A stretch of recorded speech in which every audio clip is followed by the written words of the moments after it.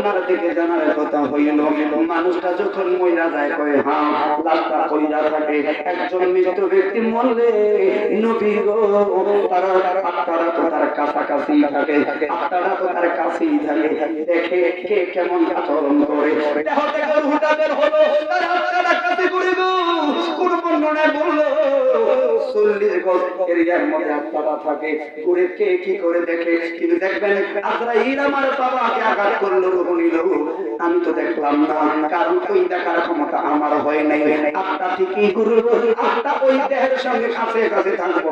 আপনার দেখবো কিন্তু আত্মা আপনার দেখার সেই ক্ষমতা নাই আপনি দেখতে পারবেন না ও বন্ধুরে 41-40 গজ এরিয়ার মধ্যে আত্মারা কমপক্ষে 40 দিন পর্যন্ত আনাগোনা করবে আনাগোনা করবো প্রথম দিন যখন লাশটা এখনো কবরে রাখে নাই ওই আগে দেখবেন এই আত্মারা কাছাকাছি থাকবো কে কেমন চিন্তা ভাবনা করে কে কেমন বলা বলি করে আম্মা জান বলে ও মায়ের নবীজি যখন লাশটা পড়ে থাকবো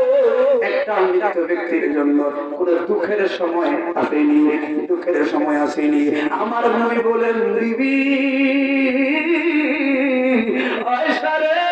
শুনি না রাখলে একজন মৃত শোকের ব্যক্তির জন্য সবচেয়ে দুঃখের একটা কথা হলো মরার সঙ্গে সঙ্গে খাটটা নামায় দেয় নিচে অথচ খাটটা কিনলো ধরে পারে বাবাই কিনলো খাটলে বাবার কাছ থেকে লাভ দিয়া টান দিয়া নামায় নিচে রাখে দুঃখের বিষয় হলো সেই ছেলে গো ঈদের জামা কিনার লাইগা সেই ছেলে মেয়ের জামা কাপড় কিনার লাইগা রে ওই প্রবাসী নামের জাহান্নামে মরুভূমির বালুরে কত গাছ কাম খাওয়াইছে বাবা সেই ছেলের পরম পছন্দের জন্য সেই ছেলে মেয়েগুলো লালন পালনের জন্য হবিগঞ্জের বাজারে নাইকেল কিনে সেই ছেলের মেয়েদের খাওয়ানোর জন্য মা দুঃখ নিয়ে তো কষ্ট করলো দুঃখের বিষয়টা হইল একটা চাদর উপরে দিয়া সেই মাত্র বাবার লুঙ্গিটা তোরা টান দিব ওই সময় একটা চিৎকার মাইরা করে বলে ছেলে তোর জামা কাপড় কিনা দিলাম আমি রে আরে এখন মরতে না মরতে সবার সামনে দিও